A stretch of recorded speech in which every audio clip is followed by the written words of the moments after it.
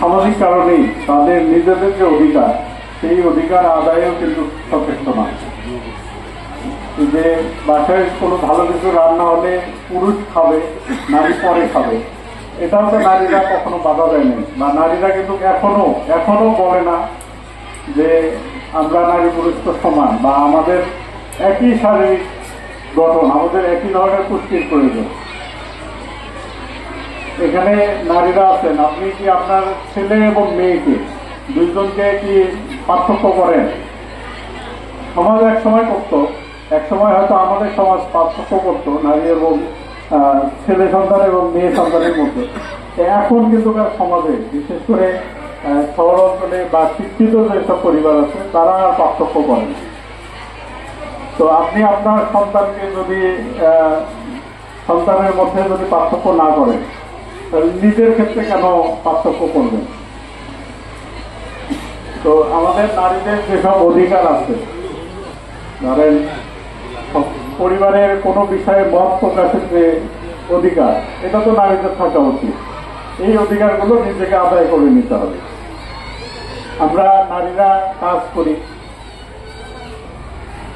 বাংলাদেশে এখনো বেশিরভাগ নারী গৃহিণী, অর্থাৎ বাসায় থাকে। আপনি একটা চাকরিজীবী পরিবার, ধরেন মহিলা চাকরি করে, বা ওই পরিবারের যিনি নারী আছেন তিনি চাকরি করেন, তার বাসার কাজ করার জন্য একটা লোক রাখতে হয়, সন্তান লালন পালন করার জন্য একটা লোক রাখতে হয়। আপনি ঢাকা শহরে এখন 8-10 হাজারের নিচে কোনো গৃহকর্মী পাওয়া যায় না। একটা সন্তান লালন পালন করার জন্য যদি ডে কেয়ার সেন্টারেও দেয়, ওখানে 10,000 টাকা দিতে হয়। তো আমরা এই যে আমাদের মফস্বল এলাকায় যেসব নারী আছে, একটা পরিবারকে একদম নিজ হাতে গড়ে তোলা, এই যে কাজের মূল্যায়ন, এটা তো আমাদের নাই। আপনার হাজবেন্ডকে বা পরিবারের যেসব পুরুষ আছে তাকে কখনো জিজ্ঞেস করছেন যে আমি যে আপনার পরিবারটাকে যে গড়ে দিলাম এটার মূল্যায়ন কখনো করছে কিনা? এটা কিন্তু কেউ প্রশ্ন করেননি। তো তাকে বলতেন, পরিবারের যে আপনার হাজবেন্ড আছে তাকে বলতেন যে একটা নারী কাজ করার জন্য একজন মহিলা রাখো, বাচ্চাকে পালন করার জন্য একজন মহিলা রাখো, দেখো মাসে কত টাকা করতে হবে। আমি দেবীগঞ্জের গ্রাম অঞ্চলে, মানে দেবীগঞ্জ তো এটা শহর, বাইরের যেসব গ্রাম, আমি ওখানকার নারীদের সঙ্গে কথা বলছি, তারা কিন্তু এখনো এটা মানে না, নিজের ভেতর মানতে পারে না যে তারা স্বামীকে বা হাজবেন্ডকে প্রশ্ন করবে। তার হাজবেন্ডের অধিকার এখনো আছে, আমি নিজে কথা বলছি, এটা তো হইতে পারে না। ধরেন আপনার হাজবেন্ড কেউ তো একজনের সন্তান, একজন মানুষ, আপনিও আরেকজনের সন্তান, আপনিও একজন মানুষ। আমরা শুধু বায়োলজিক্যালি নারী পুরুষ, কিন্তু মানুষ তো, তাহলে আপনাকে কেন আরেকজন শাসন করবে? এটা তো শাসন, পরিবার তো শাসনের বিষয় না। তো এইগুলো আপনাদের প্রশ্ন করতে হবে। তো নারীর এই কাজকে কিন্তু আমরা মূল্যায়ন করি না। আপনি মিনা রাজুর কার্টুন আগে দেখাইতো, দেখছেন কিনা জানি না, একটা পর্বে এরকম আছে যে রাজুকে খাবার বেশি দেয়, 2টা ডিম দেয়, মিনাকে একটা ডিম দেয়। হ্যাঁ, তো মিনা বলে যে আমিও তো কাজ করি, আমাকে কেন কম দিচ্ছে? তখন ওরা কাজ পাল্টাপাল্টি করে, যে রাজুর কাজ মিনা করবে, মিনার কাজ রাজু করবে।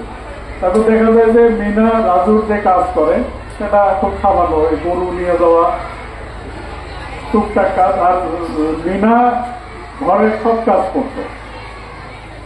তো তখন বোঝায় যে আসলে নারী, একটা মেয়ে সন্তান পরিবারে ছেলে সন্তানের চেয়ে বেশি কাজ করে, কিন্তু তারপরও তাকে কম খাবার দেওয়া হচ্ছে।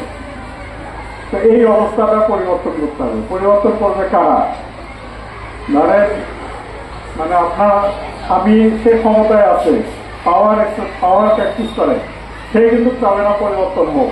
সে সবসময় চাবে আপনার উপর বা পরিবারের উপর ছড়ি ঘোরাইতে।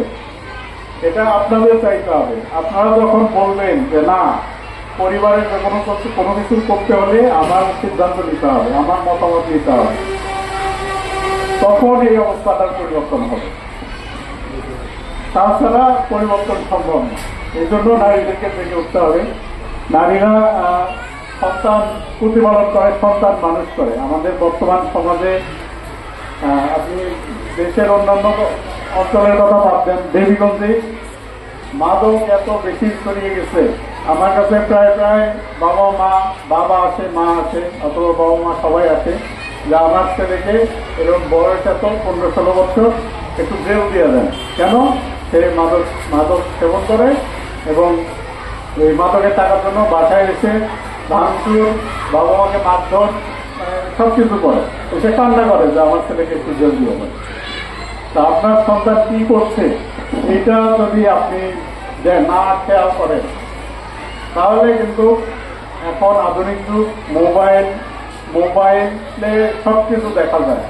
আপনার সন্তান প্রথম থেকে যখন মোবাইল দেখছে সে কিন্তু সবই শিখছে। আপনি এত এই বয়সে যা জানেন, আপনার একটা 6-7 বছরের সন্তান তার চেয়ে বেশি জানে।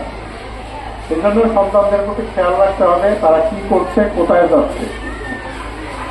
যদি না করেন তাহলে যে মাদক সেবন ধরবে, তো খারাপ সঙ্গে পড়ে ইফতিজার হবে, আরো নানা অপকর্ম করবে। এই জন্য সন্তানের দিকে খেয়াল রাখতে হবে সন্তান পড়ালেখা করছে কিনা। মানে সবার সন্তান প্রথম হবে এটা বাস্তবসম্মত না, একজনই প্রথম হবে। কিন্তু একজন যাতে সবার সন্তান মানুষ হবে, সত্যিকারের মানুষ হবে, দেশপ্রেমিক হবে, সৎ পথে চলবে, সঠিক মানুষ হবে, এটা কিন্তু সবার জন্য করা সহজ। তা আপনার সন্তান যখন বখাটে হয়ে যাবে, বকে যাবে, তখন কিন্তু আপনার পরিবারের জন্য সেটা মানে খারাপ হবে।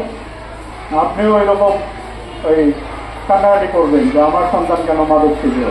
এই জন্য সন্তানদের বিষয়ে খুবই সচেতন থাকতে হবে, সতর্ক থাকতে হবে। কারণ এখন সব কিছু হাতের নাগালে পাওয়া যায়। আর সন্তানদের এই যে ডিভাইস ব্যবহার, এই বিষয়ে সচেতন থাকতে হবে।